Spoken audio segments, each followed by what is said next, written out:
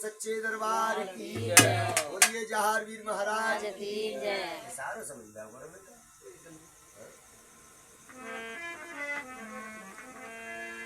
बाबा जहारवीर जो है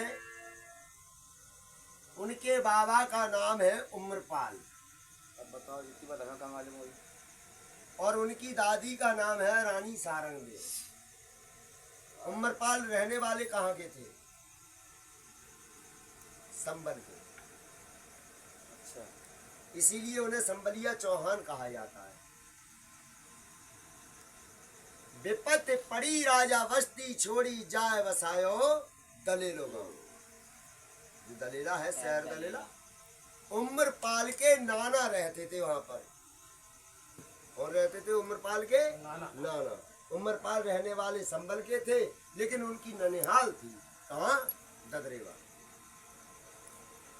उनके नाना का नाम था नाना गंगाराम। कहते थे 4 मोहन के राजा थे। राजपाट की कोई कमी नहीं थी। बेटा बेटी उन्हों पर आए। बेटी ही बेटी की शादी कर दी, तब वे देवते बने। बेटा कोई नहीं था। कुछ समय बाद उम्रपाल पर कोई आफत मुसीबत ऐसी पड़ी। उम्रपाल अकेले ही रह गए थे वहां भी, और कोई नहीं रहा था, अकेले थे। कहाँ? संबल में। इसलिए कोई आफत मुसीबत उन पर ऐसी पड़ी, किसी का दबाव इतना हुआ कि उन्होंने संबल छोड़ दिया। अपनी ननिहाल पहुंचे। कहाँ? नाना गंगाराम के यहाँ। नाना गंगाराम से कहा, नाना जी आज हम पर बहुत मुसीबत पड़ गई, हमारा वहाँ ठिकाना नहीं है। और किसी पर मुसीबत पड़ जाए तो रिश्तेदार याद आते। बोले कोई बात नहीं है बेटा, आप हमारे देवते हो, हमारे पास कोई बेटा नहीं। बेटी दी तो तुम हो गए देवते। राज्य को चलाओ बेटा, इस राज्य में से खाओ भूखे को भोजन, प्यासे को पानी, हार गिर को सवारी, नंगे को कपड़े देते रहना। बेटा प्रजा को दुखी कभी मत रखना। किसने कहा? नाना गंगाराम ने।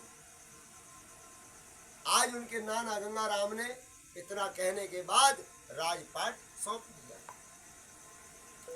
मन में सोचा उनके नाना गंगाराम ने कि अभी मेरे उम्रपाल देवते की शादी नहीं हुई है, चलो मैं शादी भी कर देता हूँ। नाना गंगाराम ने रिश्ता देखा तो उम्रपाल की शादी वहीं होती है, कहाँ? ददरेवा में।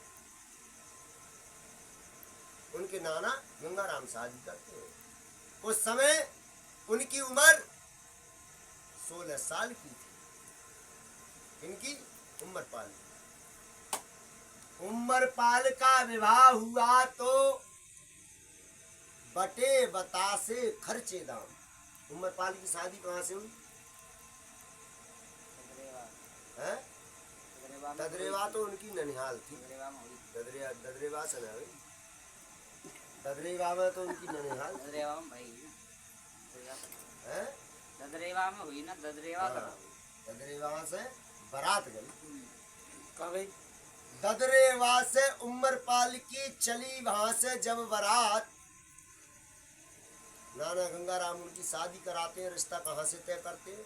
उम्रपाल का विवाह हुआ तो तिली कोट में गई बारात। तिली कोट से रानी ब्याह के आई, बा रानी को सारंग देना।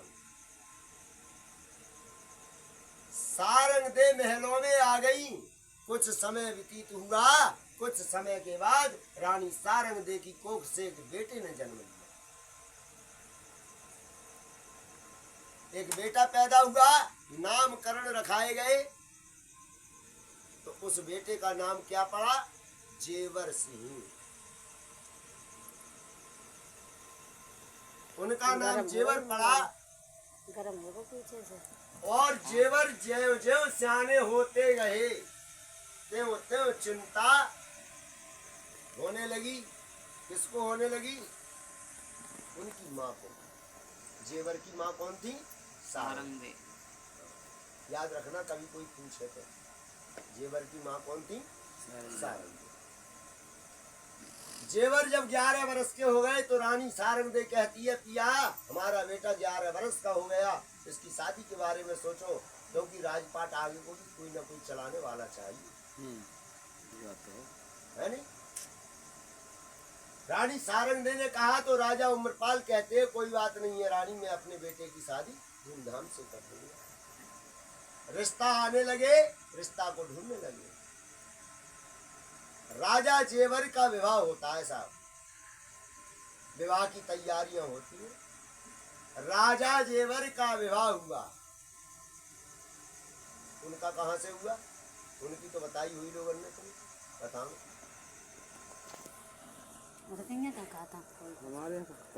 राजा जेवर का विवाह हुआ तो मान सरोवर गई बारात। गरम हो रहा, बंद कर दो थोड़ी देर।